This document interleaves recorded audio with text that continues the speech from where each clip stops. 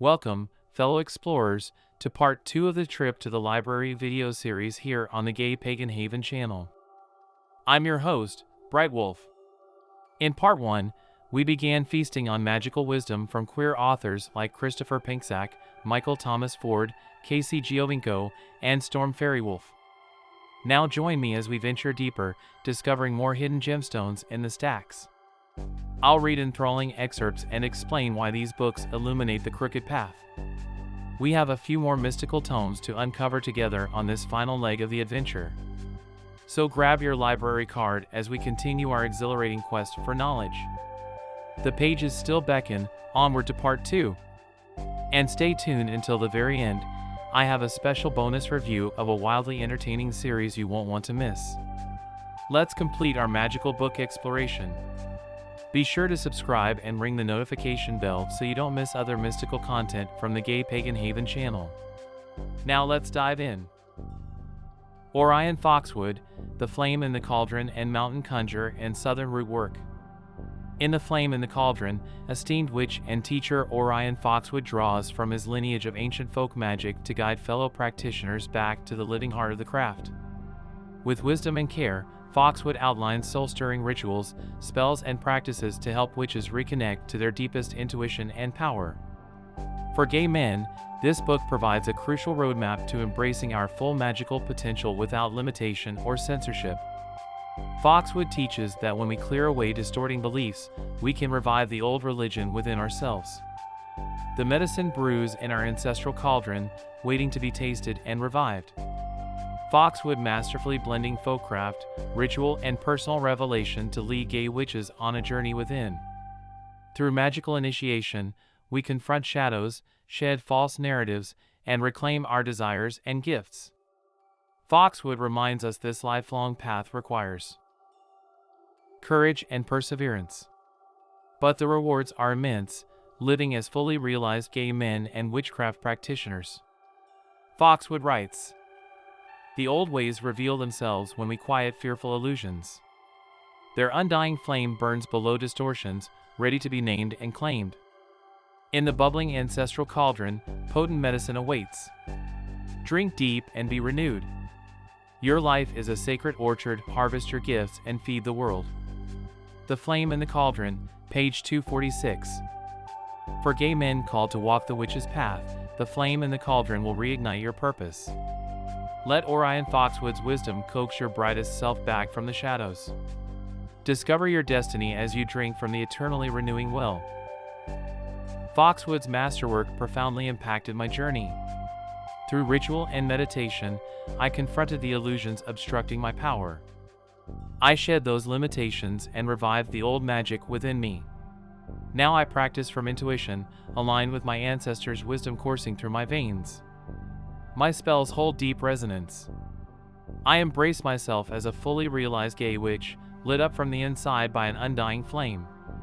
In another of his masterworks, Orion Foxwood draws from his Appalachian ancestry and adopted African American heritage to illuminate the enduring power of folk magic. Blending hands-on practices with metaphysical insights, Foxwood ably guides fellow witches to claim the gifts of rootwork and conjure. Mountain Conjure and Southern Rootwork explores how these earth-centered traditions foster deeper connectivity to community, spirit, and the natural world. Foxwood shares time-honored rituals, tools, and remedies designed to empower healing and self-determination. His teachings reinforce our sense of belonging to an unbroken circle. For gay men, Foxwood's book provides a profound guide to folkways that uplift and liberate. Through dancing, chanting, cooking, and crafting under heaven's witness, we anchor more firmly to our intuitions and passions. Elemental energies realign us to what matters most. By getting our hands back in the soil, we sow the seeds of individual and collective change. Foxwood writes, "The old ways endure, from mountain hollers to busy avenues. Which eyes perceive the web of WYRD binding all existence. Our dance around the fire stirs long slumbering soul. Place your feet on soil, breathe deep, listen to water's wisdom. The circle remains unbroken. You are remembered. Magic blooms in blood and bone." Mountain Conjure and Southern Rootwork, page 246. Gay men, embrace the teachings so generously shared by Orion Foxwood. Let the earth anchor and liberate you. Awaken your gifts to mend, manifest, and carry on the songs of ancestors. Mountain Conjure and Southern Rootwork will guide your hands to kindle new flames of hope and change. As a gay witch, immersing in Foxwood's earthy spiritual practices awaken my purpose. Crafting charms and chanting around bonfires connects me to generations of queer conjurers. My power to shape reality and help my community grows. Through Foxwood's book, I touch the web of WYRD, linking me to all that was and will be. My cauldron now bubbles with folk magic cultivated from my ancestors walking this path before me. There are many foundational authors who, while not exclusively focused on gay male witchcraft, still offer invaluable wisdom to queer practitioners. Here's a brief overview of 4 seminal writers and why their works resonate for gay witches. Scott Cunningham's classics like Wicca, A Guide for the Solitary Practitioner, provide accessible primers on witchcraft traditions that emphasize nature worship and positive ethics. Cunningham advocated finding one's own path, writing Wicca has no high authority, no single leader, no prophet, and no Bible to dictate its laws and beliefs. Wicca, A Guide for the Solitary Practitioner, page 5. This encouragement to follow one's inner wisdom resonates for gay men seeking spiritual wholeness. Starhawk's writings, including The Spiral Dance, catalyze goddess-centered witchcraft and ecofeminism. Her teachings on embodiment and power nourish gay men's connections to the divine feminine. As she wrote, "The body is our temple, it is sacred and holy, and we do not need any external permission to love, honor, and care for it." The Spiral Dance, page 100. This sacralization of the body speaks to gay witches reclaiming our whole selves. Janet and Stuart Ferrar anchored their witchcraft training in openness and inclusion in works like A Witch's Bible. They asserted the validity of personal experience by writing, "Truth comes through the goddess, filtered through the personality of her worshippers." The Witch's Bible, page 44. This provides space for LGBTQ perspectives within the craft. If you find the originals, The Witch's God and The Witch's Goddess are the best resources for researching deities. These great authors didn't exclusively focus on the gay male experience, but their words foster spiritual frameworks aligned with queer liberation. By promoting inclusive circles, personal gnosis, and embodied practice, their writings nurture gay witches in living and loving freely. Their foundational books help gay men craft meaningful magical paths true to our nature. Now for some fun. I recommend The Fifth Sacred Thing by Starhawk. Starhawk's award-winning novel crafts an enthralling vision of a nonviolent eco-utopia thriving in post-apocalyptic California. This mythic tale brims with lessons about courage, resilience, and spiritual awakening amid crisis. For gay men, The Fifth Sacred Thing offers a wellspring for our shadows, activism, and community building. Through richly drawn characters, Starhawk models interdependence, chosen families, empowered femininity, and social justice, all deeply relevant to our uncertain times. Her fictional future inspires imaginative responses to ecological collapse that center on care, ritual, and liberation theology. Starhawk writes, "They turned away from their fears and despair, touched the vision of blessedness that lives in every heart. From this vision, they built a new world, chose to become one people sharing freely, letting go of greed."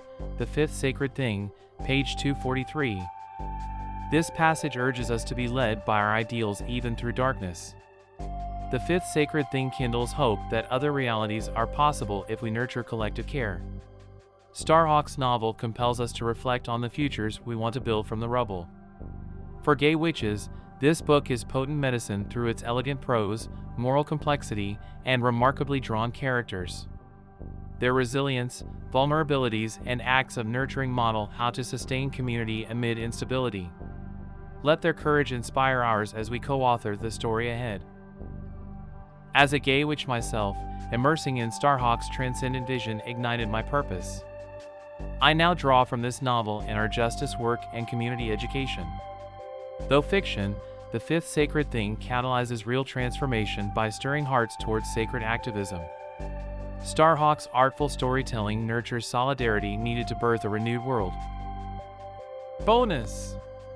Now for something really fun and different. The Iron Druid Chronicles by Kevin Hearne. Get ready for an epic escape into urban fantasy with Kevin Hearne's 9-book Iron Druid Chronicles. This hilarious series follows the adventures of Atticus O'Sullivan, a 2,100-year-old druid hiding in plain sight in Tempe, Arizona. With his sharp wit and even sharper magic swords, Atticus navigates dangerous run-ins with gods, vampires, werewolves, and more as he protects the Earth's nexus point of mystical energy. These books are page-turning catnip for any witch who loves fantasy. Hearne masterfully blends Celtic mythology, cheeky humor, and rich imagination into his alternate history world. The story zooms along at a thrilling pace without sacrificing thoughtful exploration of loyalty, morality, and integrity.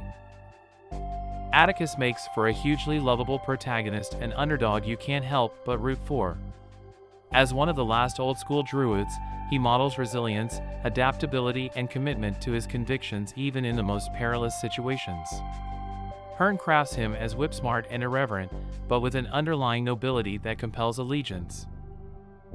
And Atticus' unlikely bromance with his Irish wolfhound companion Oberon adds so much heart and comic relief. Their hilarious banter and unwavering loyalty provide moments of lightness between epic battles against sinister forces across dimensions.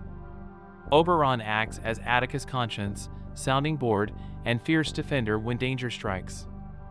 Their camaraderie will tug at your heartstrings. Here's a passage capturing Atticus' brave wit in action. By Morgan's bouncing bosom, you call that a proper assault? I've battled scarier sprites on the summer solstice. Bring your worst, you sorry excuse for a divinity. My goddess can whip your god any day of the week.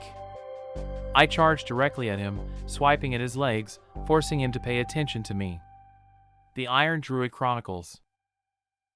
This excerpt showcases the humor and irreverent spirit that makes the Iron Druid Chronicles such a rollicking ride. Atticus always has a wry quip prepared, even when facing down deities and monsters many times his size. His attitude compels us to laugh in the darkness and stand up for what's right. These books offer imaginative thrills alongside thoughtful rumination on sacrifice, loyalty, and integrity. Atticus often leverages his druid teachings to navigate morally complex situations. Despite the absurdities surrounding him, he retains his wisdom and protects the Earth's balance above all. His hero's journey reminds us to keep sight of what really matters. The world Hearne has crafted draws the reader deep into Celt mythology populated by an array of fascinating characters. The stories span centuries but avoid feeling dense, moving briskly between modern Arizona and ancient European villages. Hearne has a gift for weaving action, humor, and heart into compelling mythic tapestries. For any witch looking for exhilarating escapism combined with nourishing food for thought, the Iron Druid Chronicles deliver in spades.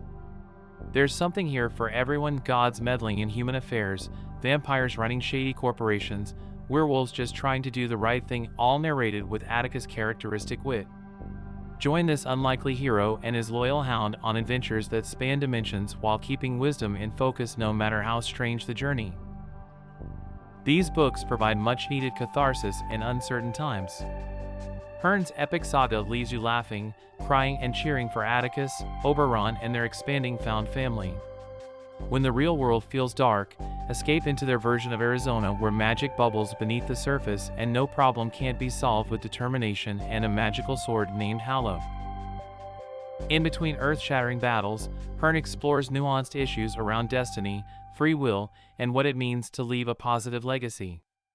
Atticus contends with the karmic burden of centuries of violence, weighing his actions on an eternal scale. His reflections spur our own self-examination. But it never devolves into melodrama.